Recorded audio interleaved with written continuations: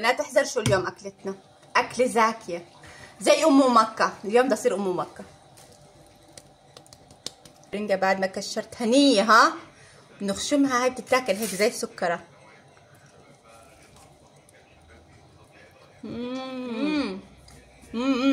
سكره. ننظف السمكايه. شو بنسوي فيها؟ نكشرها.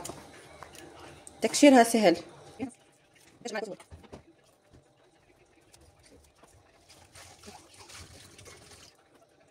شوف هسه بعد ما كشرناهن نفتحها زي هيك عشان نشيل السفير منها.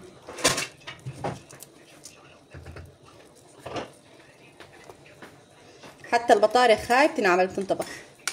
شايفين ما شاء الله بطرخ. شايفين السمكة من جوا. هاي طبعا الراس ما بتاكل. هسه نشيل هاي الزعانف اللي هون. بس ثاني شوي. هاي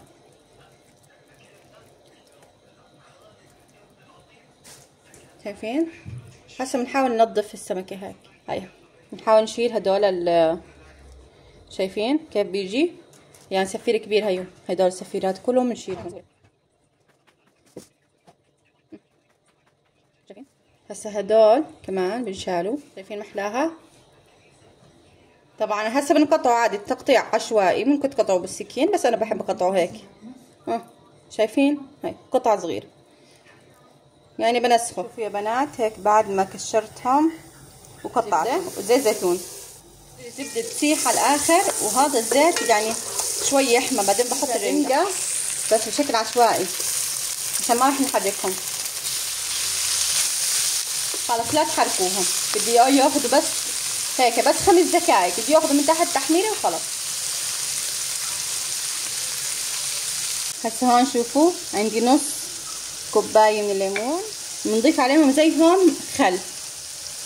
هسه هون بنرشش صغير كمون. لا تكثروا. شايفين هون بلش ياخذ تحميره. هاي التحميره اللي بحكي لكم عنها. بنطفيه بالخل والليمون. الله هيك خلصت اكلتنا. بتجنن. صينية رنجة ام ايه اشي ناهي. خلصت هيك الرنجة. شوفوا جمالها. نغمس. نجيب خبزة. الله هيك تغمسوا شفتوا الشوربة هاي اللي بتسقسق. ناخذ لنا واحدة محمرة. بسم الله ما شاء الله. شايفين أكلة ملوكية. بسم الله.